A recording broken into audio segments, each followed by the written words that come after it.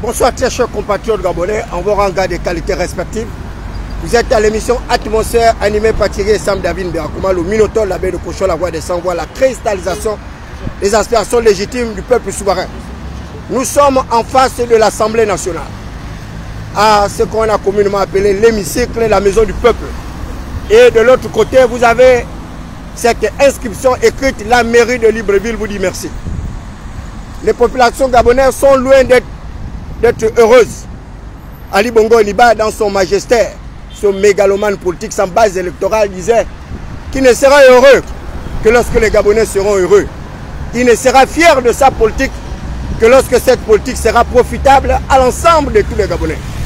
Nous sommes tous Gabonais, un pays riche à revenus intermédiaires de la tranche supérieure, considéré comme un scandale halieutique, un scandale minier, un scandale en matière de ressources humaines, un scandale en matière de ressources techniques et financières. Malheureusement, ce pays est très mal organisé, très mal structuré, pendant que certains regorgent du superflu. Le plus grand nombre manque de nécessaire. Vous êtes à l'émission Atmosphère et là nous sommes du côté de l'hémicycle où nous avons des compatriotes gabonais et qui dorment pratiquement à la belle étoile avec l'indifférence de nos autorités politiques, une indifférence de nos prétendus élus à l'Assemblée nationale. Et d'ailleurs, ces gens n'ont aucun caractère électif.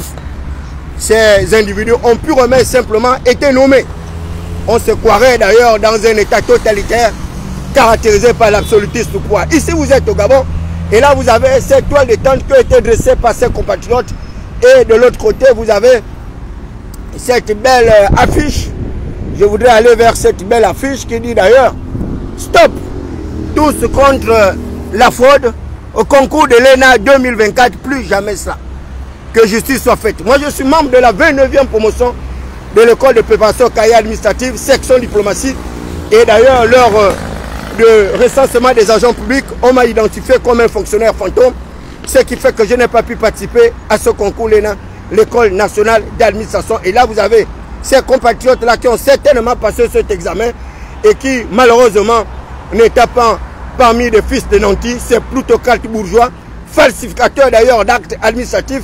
Et nous le savons, à chaque concours, ce sont les mêmes noms, les mêmes familles qui arrivent à être admis, alors que les véritables admis sont certainement ceux qui sont là. Et comme ils n'ont pas de nom, ils n'ont aucun patronyme, ce sont des enfants, des filles de prolétaires, des fils de prolétaires. Et par conséquent, eux également, ils aimeraient partager justement la croissance, l'essor de notre pays. Et nous sommes là pour pouvoir avoir un certain nombre d'informations contenant justement ces compatriotes. Je voudrais savoir quel est le premier qui va se prêter à cet exercice. Monsieur, bonsoir. Déclinez-moi votre identité et dites-nous ce que vous êtes en train de faire ici, particulièrement à l'Assemblée nationale.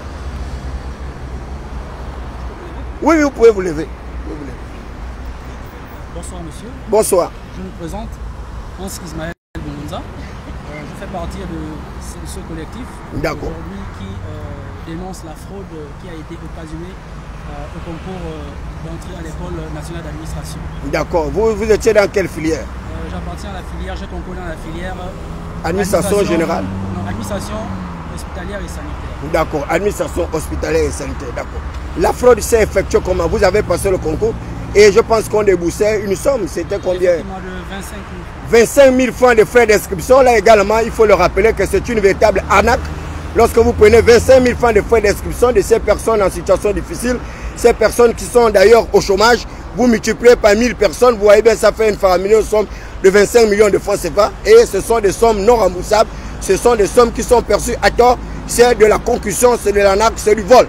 Voilà ce jeune compatriote qui a participé au concours de l'ENA. Et là, il va nous expliquer comment ce concours s'est déroulé. Est-ce qu'il s'est déroulé dans des conditions quand même acceptables? Dans l'ensemble, disons, au début, jusqu'au moins à la proclamation des premiers résultats, l'atmosphère était plus ou moins calme. D'accord. Et ce n'est qu'à l'issue des délibérations. C'est-à-dire après le deuxième tour, parce qu'on ne pouvait être admis à passer les euros que les personnes ayant obtenu une moyenne supérieure ou égale à 10. À 10, ça d'accord. Donc, à la fin du premier tour, il y a un bon nombre de candidats qui a été retenu par filière ayant obtenu cette moyenne supérieure ou égale à 10. Est-ce que vous avez obtenu cette moyenne? J'ai obtenu 10,84. D'accord, 10,84. Donc, je prends le cas de ma filière, par exemple. D'accord. L'administration sanitaire hospitalière, nous étions donc à 26 admissibles sur l'ensemble des candidats qui ont concouru dans cette filière. Alors là, donc, sur les 26 admissibles, après donc, les oraux qui ont été, se sont déroulés, effectivement, 26 candidats sont sortis de là admis. Mais est-ce que vous avez passé l'oral? J'ai passé l'oral. D'accord. Mais fort a été de constater que parmi ces 26 personnes qui ont été déclarées admises, qui étaient au départ admissibles, tout à fait. On se dit bien que s'il y a 26 admis, c'est bien sûr les 26 admissibles qui ont... Mais absolument, absolument. Malheureusement, fort a été de constater que dans ces 26 candidats déclarés admis, 14 provenant d'autres filières et même des personnes qui n'ont pas été déclarées admissibles se retrouvent dans ces listes d'admis.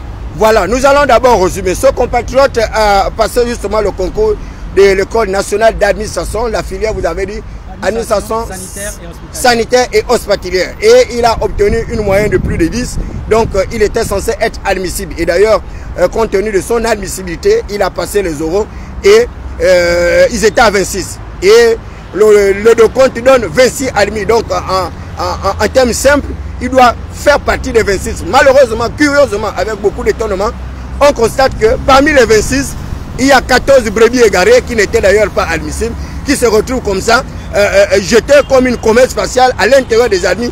Et notre potentiel admissible, admis, aujourd'hui se retrouve être échoué. Voilà, donc... Ce qu'il faudra préciser dans ces 14 admis, c'est pas que ces 14 n'étaient pas admis. D'accord. Mais il y a 13 de ces 14 qui proviennent d'autres filières, c'est-à-dire qu'ils ont été admis dans d'autres filières, mais déversés dans d'autres filières.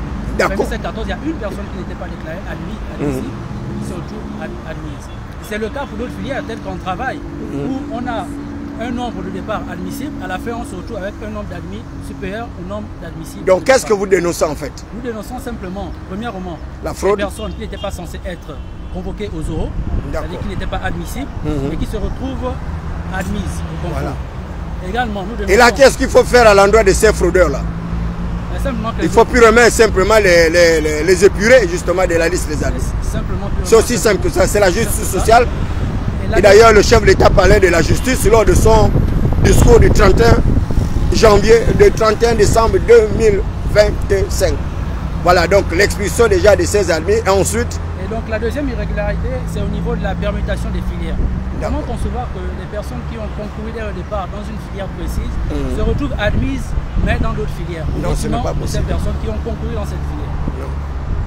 Au moins, ça aurait été administration générale, on aurait pu comprendre. Or, ces filières-là ont des spécificités. Donc, voilà autant d'irrégularités que nous avons pu énumérer. Est-ce que vous avez intenté tout de même des recours? Effectivement, si nous nous retrouvons là aujourd'hui, c'est parce que nous avons, dès le départ, emprunté les voies légales qui nous sont accordées par la loi.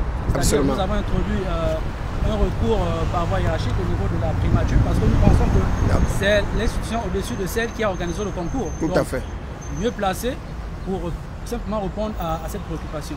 Nous avons également introduit un autre recours au niveau du Conseil d'État en sursis, afin de suspendre les effets de la proclamation. Tout à fait. Il faut pratiquement faire annuler ce concours. En attendant que des solutions claires, formelles et exactes, si police satisfaisante soit...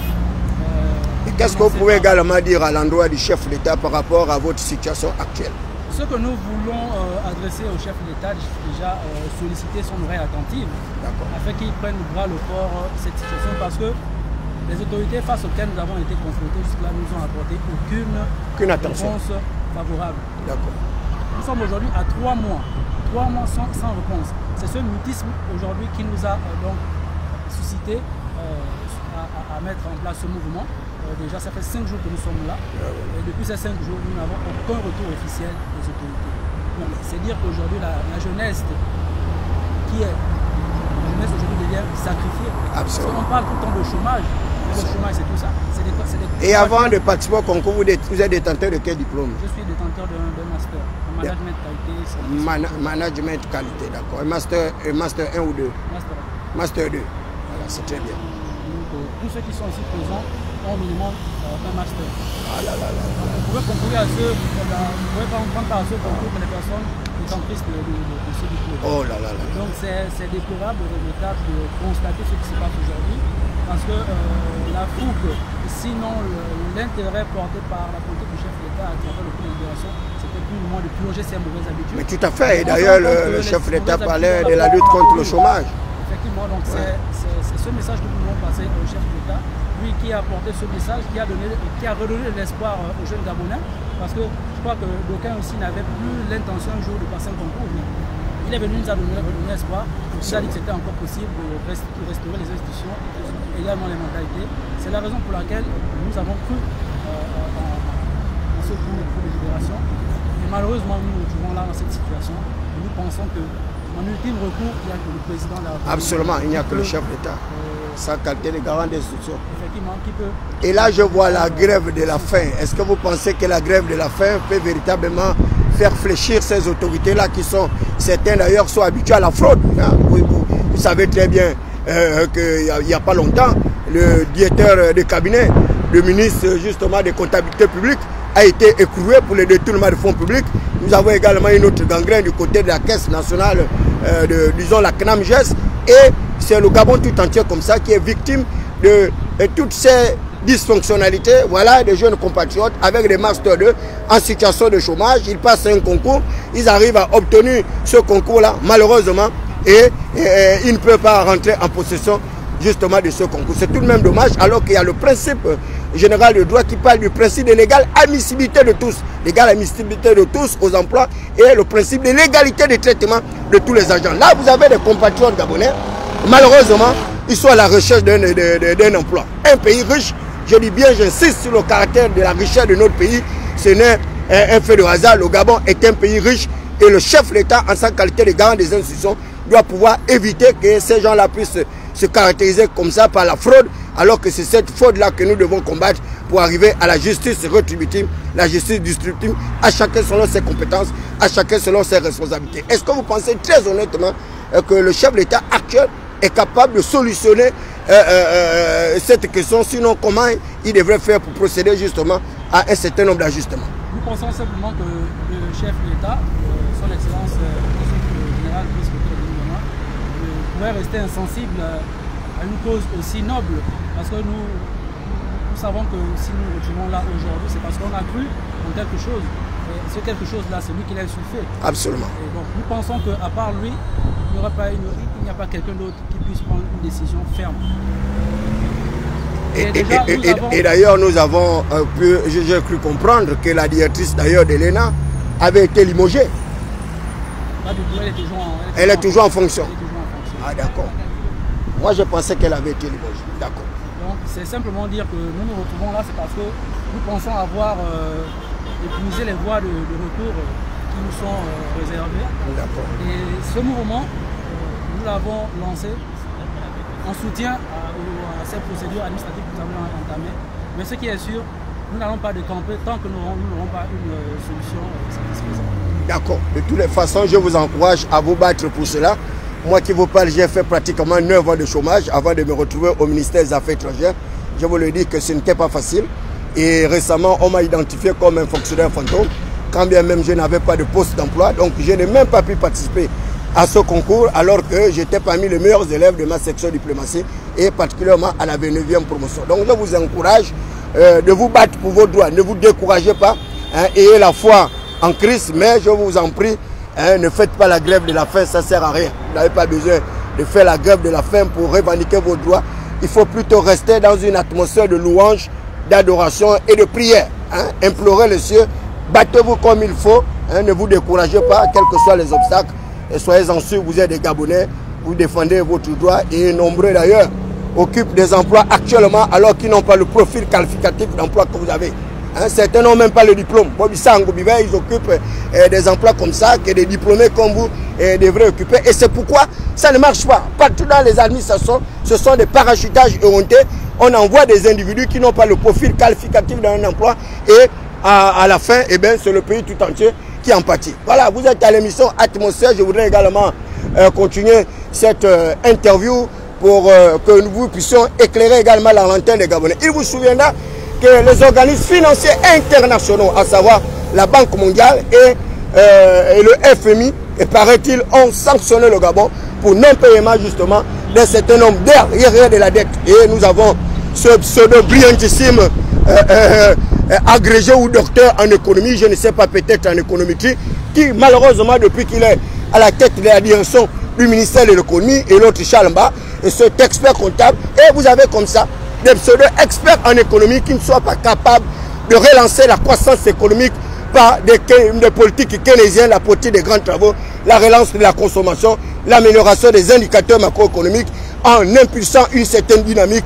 Malheureusement, eh bien, c'est ce Gabon-là qui sombre dans l'indifférence totale de programme d'ajustement structurel parce que ces gens ont continué à maintenir ce passé monolithique à travers le détournement de fonds publics, à travers la concussion, la gabégie, leur incapacité notoire de pouvoir organiser les ressources humaines pour les amener à maturation et véritablement transformer les cactus de nos villes et villages en véritable pôle attractif de voie. Lors du discours du chef de l'État, il le disait d'ailleurs par ailleurs qu'il allait lancer une grande politique de travaux au niveau justement du port en eau profonde de Mayumba et également réactiver la centrale hydroélectrique de Boué, plus le chemin de fer. Et là, le chef de l'État promet 126 000 emplois. Est-ce que vous croyez à ce projet justement de création de 126 000 emplois stimulés à travers ce projet structurant initié par le chef de l'État gabonais, son Excellence Brice Clotaire Oligui? Bonsoir. Bonsoir. Pour répondre à votre question, je dirais que nous attendons de voir pour pouvoir nous prononcer tant qu'on n'a pas encore vu Absolument. de ceux qui l'annoncent. En ce qui nous concerne, est-ce que vous seriez favorable d'aller jusqu'à comment on appelle ça, à Mayumba ou bien à Makoukou, Mekambo pour pouvoir justement aller obtenir ces emplois-là qui sont prévus puisque le chef de l'État parle de l'horizon 2025? Oui, à défaut de mieux, on peut accepter d'aller travailler, se servir notre pays, travailler pour la nation. Absolument. Mais cela n'empêche pas que nous avons aussi des rêves et rêver de faire une grande carrière, de représenter, servir le Gabon à travers l'administration, notamment en passant par l'ENA. Je pense que c'est aussi quelque chose de noble et on devrait pouvoir avoir son choix. Absolument. Et comment est-ce qu'on peut faire justement pour restructurer l'école nationale d'administration, pour permettre de faire en sorte que le plus grand nombre de compatriotes également puissent avoir accès à cet établissement qui arrive quand même à parfaire les connaissances d'un certain nombre de citoyens? Nous sommes un pays à faible population. Comment est-ce que le taux de chômage peut avoisiner les 30 ou 40%? Qu'est-ce qui peut justifier une telle atomie, une telle apathie, une telle morosité dans la gestion des ressources humaines, techniques et financières?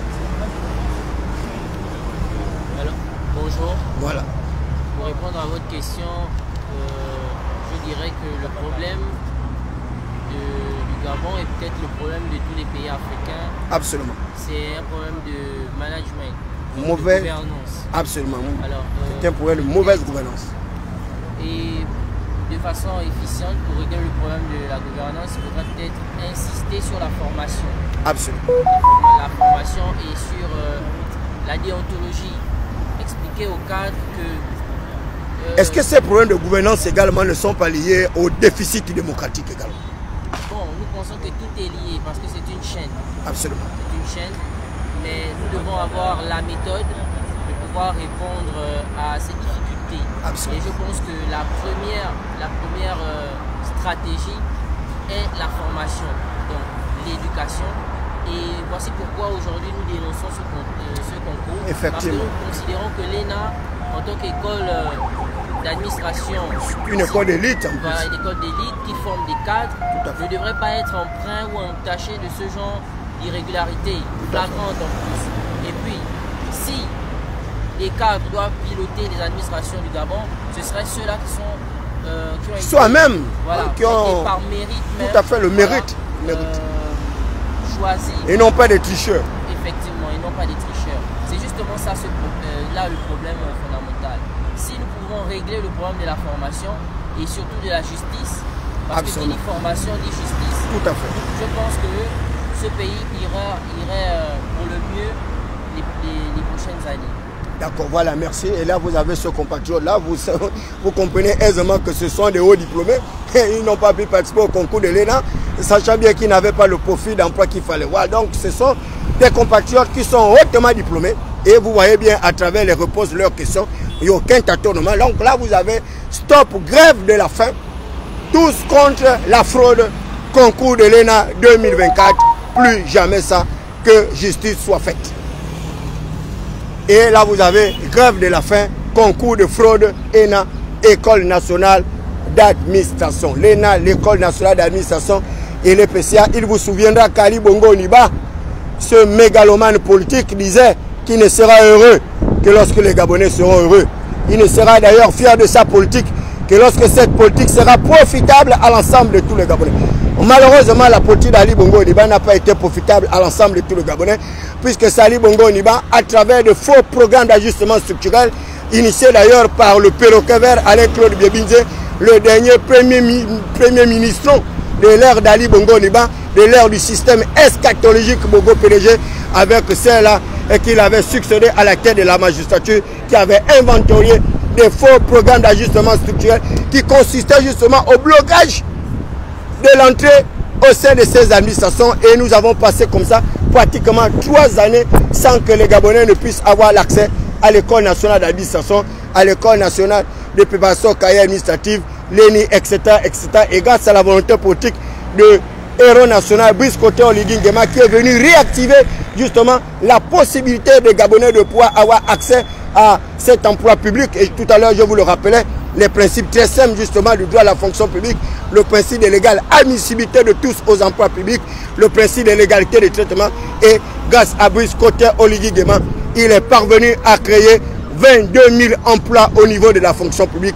22 000 emplois en une année d'exercice du pouvoir, ce n'est pas rien. C'est qu'Ali Bongo Niba n'a pas réussi à faire en 14 ans de magistère chaotique une magistrature eschatologique, une magistrature comateuse, apocalyptique, qui a laissé d'ailleurs des traces de meurtrissures de toutes ces familles, de toutes ces personnes aujourd'hui en difficulté d'insertion professionnelle. Et de l'autre côté, nous avons également la mairie de Libreville. La mairie de Libreville avec les problèmes aujourd'hui de la décentralisation qui a d'ailleurs été placée au cœur de notre loi fondamentale. La décentralisation, cet exercice qui consiste en un transfert de compétences du pouvoir central aux collectivités locales. Je vais une fois de plus aller vers ce jeune compatriote de l'ENA pour pouvoir également lui poser une autre question. Je vais d'abord répartir vers le premier. Est-ce que vous ne pensez pas que l'État doit également prospecter au niveau justement des collectivités locales? Nous savons très bien qu'aujourd'hui, avec la décentralisation, il y a des véritables poches d'emploi, des niches d'emploi également, qui peuvent être envisagées pour pouvoir insérer toutes ces personnes que vous êtes, parce que l'ENA, c'est quand même une école avec une haute technicité. Est-ce que vous pourriez pas également voir dans quelle mesure envisager également l'obtention d'un emploi au sein des collectivités locales? C'est déjà dire que les opportunités pourraient varier en fonction des qualifications, des profils de tout un chacun. Absolument. Et si soutenir l'idée selon laquelle le chef de l'État veut bien mettre à disposition de la jeunesse des opportunités d'emploi, mais est-ce que le problème ne serait pas au niveau des personnes qui pilotent cette politique? Parce que le chef peut bien vouloir bien faire les choses. Tout à fait. Mais les personnes à qui on confie ces tâches. Voilà, ces tâches ne sont pas forcément à même de les amener à terme. Et certains d'ailleurs font preuve de très mauvaise foi d'ailleurs.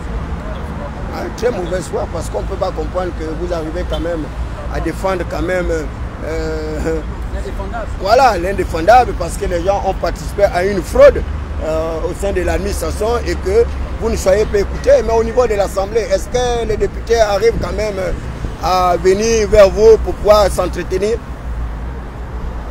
Très peu. Très peu. Très peu arrive, très peu s'arrête le matin, pour essayer de savoir comment nous allons, comment est-ce que nous avons dormi. Mais nous estimons que ce n'est pas assez.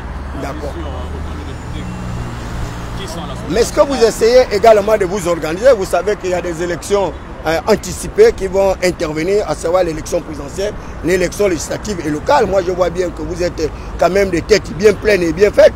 Vous pouvez également envisager d'être candidat au sein des différentes circonscriptions, devenir maire, devenir député, pour pouvoir remplacer toutes ces personnes-là. Vous savez que là, il y a des députés par défaut là.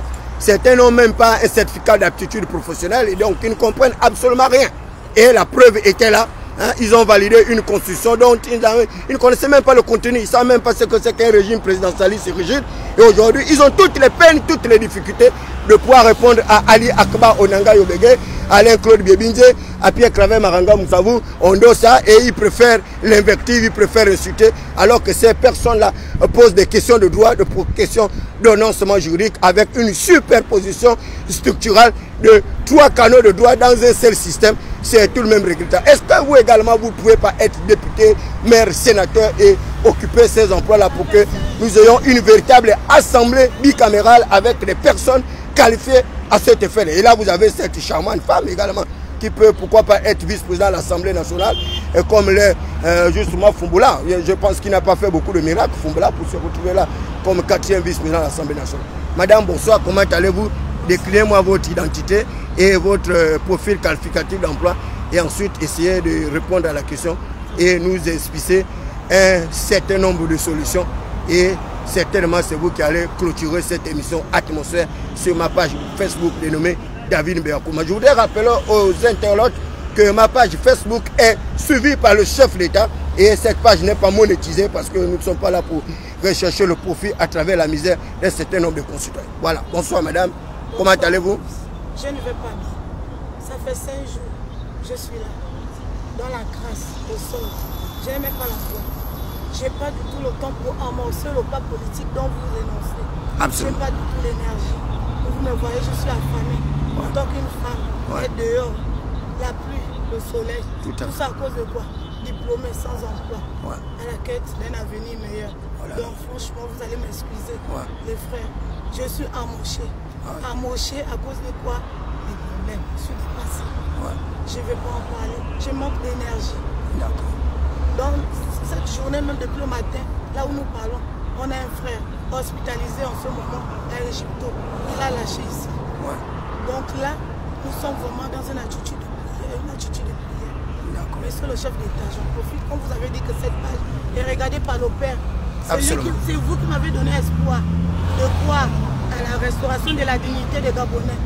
C'est sur cet espoir que je me suis mise, je me suis lancée dans cette course de la recherche dans ce concours de l'ENA, parce que j'ai cru, je suis rentrée de l'étranger pour venir concourir, parce que j'ai mis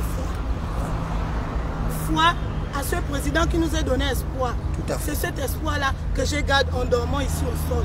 J'ai espoir que ce président qui me regarde, qui nous écoute, à travers Atmosphère, puisse dire un mot, même pas beaucoup de mots, un mot.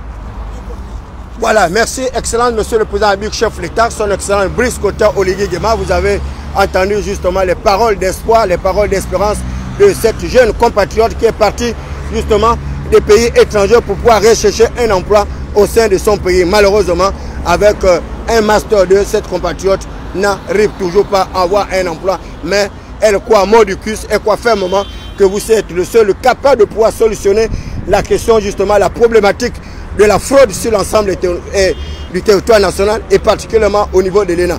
Donc, j'attire votre attention pour que vous puissiez voir avec vos services administratifs et financiers comment est-ce que vous pouvez également recevoir ces compatriotes-là pour pouvoir régler la question de la fraude de l'ENA et pourquoi pas aider justement ces personnes-là parce qu'elles ne sont pas assez nombreuses. Il est possible également de pouvoir caser ces personnes à l'intérieur des collectivités locales décentralisées, à l'intérieur d'autres ministères et pourquoi pas prospecter l'entrepreneuriat pour pouvoir aider ces compatriotes à créer des entreprises, à créer des unités productives pour pouvoir créer la richesse, créer les emplois. Et d'ailleurs, un grand économie disait qu'il n'y a point de richesse que d'hommes.